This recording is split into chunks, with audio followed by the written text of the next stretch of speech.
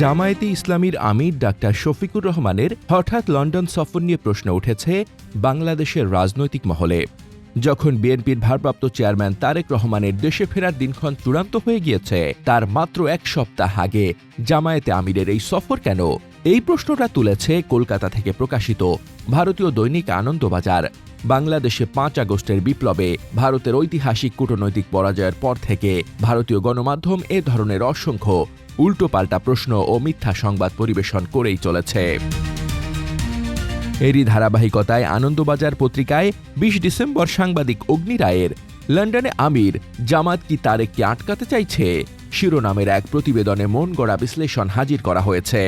বাংলাদেশের রাজনৈতিক পরিস্থিতি না জেনেই অথবা ইচ্ছাকৃতভাবে পত্রিকাটি লিখেছে, বিএনপির সঙ্গে জোট ভেঙে যাওয়ার পর যথেষ্ট দুশ্চিন্তা তৈরি হয়েছে জামাত শিবিরে।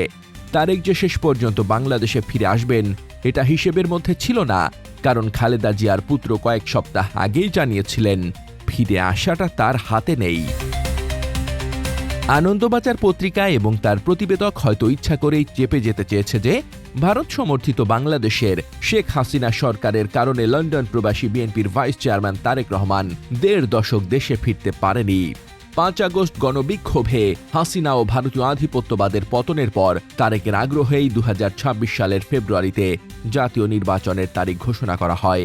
সে নির্বাচনের তফসিলও ঘোষণা করা হয়েছে, কিন্তু অঘোষিত বিধি নিষেধের কারণে বাংলাদেশে ফিরতে পারছিলেন না তারেক রহমান। নভেম্বরে হাসপাতালে ভর্তি গুরুতর অসুস্থ তার মা বেগম খালেদা জিয়াকে দেখতে না আসতে পারার কারণ হিসেবে সামাজিক মাধ্যমে তিনি লিখেছিলেন, এখনই দেশে ফেরার বিষয়ে সিদ্ধান্ত নেওয়ার সুযোগ তার জন্য অবারিত ও একক নিয়ন্ত্রণাধীন নয়।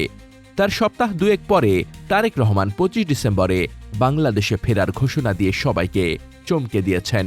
২৫ তারিখে ইনশাআল্লাহ আপনাদের দয়া আল্লাহর রহমতে আমি দেশে ফিরে যাব। এর পেছনের কারণ জানতে যে ১৯ ডিসেম্বর অনির্বাণ দাশগুপ্তের বরাতে কলকাতার আনন্দবাজার পত্রিকা শিরোনাম করেছে, খালেদা পুত্রের সম্বল, নয়াদিল্লির বন্ধুত্ব, মুক্তিযুদ্ধ। সংবাদে বলা হয়েছে, মুক্তিযুদ্ধ এবং ভারতকে পুঁজি করে প্রায় ১.৫ যুগ পরে দেশের মাটিতে ফিরতে চলেছেন খালেদা জিয়া পুত্র তথা বিএনপির ভারপ্রাপ্ত চেয়ারম্যান তারেক রহমান। অর্থাৎ ভারতের সাথে চূড়ান্ত বোঝাপড়ার পর বাংলাদেশে ফেরার সুযোগ পাচ্ছেন তারেক। এর বিনিময়ে ভারতকে বিএনপি ও তারেক কি দেবেন সে সম্পর্কে আনন্দবাজার লিখেছে, বিদেশ মন্ত্রক সূত্রের খবর, বিএনপি ক্ষমতা এলে ভারত বাংলাদেশের মধ্যে যে চুক্তিগুলো রয়েছে তাতে কোনো প্রভাব পড়বে না এবং বাংলাদেশের মাটিকে কোনোভাবে ভারত বিরোধী কাজে ব্যবহার করতে দেওয়া হবে না, এই মর্মে প্রতিশ্রুতি পাওয়া গিয়েছে তারেকের কাছ থেকে।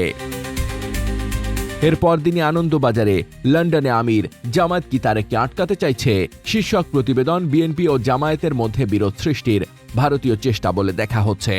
জামায়াতের পক্ষ থেকে জানানো হয়েছে, দলটির আমির ব্রিটিশ সরকারের প্রতিনিধিদের সঙ্গে পূর্ব নির্ধারিত বৈঠক ও কর্মসূচিতে অংশ নিতে গেছেন।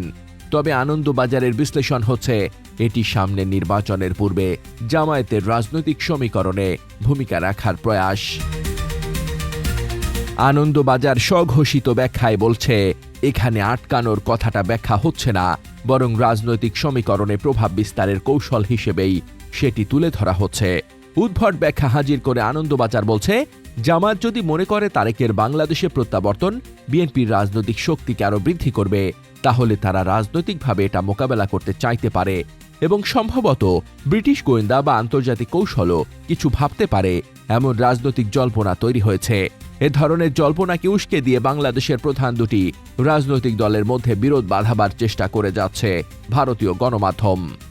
তবে আনন্দবাজার সহ ভারতীয় গণমাধ্যমে বাংলাদেশ নিয়ে প্রচারিত মিথ্যা সংবাদ ও বিশ্লেষণকে গাজার নৌকা পাহাড় দিয়া চলে বলে রসিক মন্তব্য করেছেন বিশেষজ্ঞরা।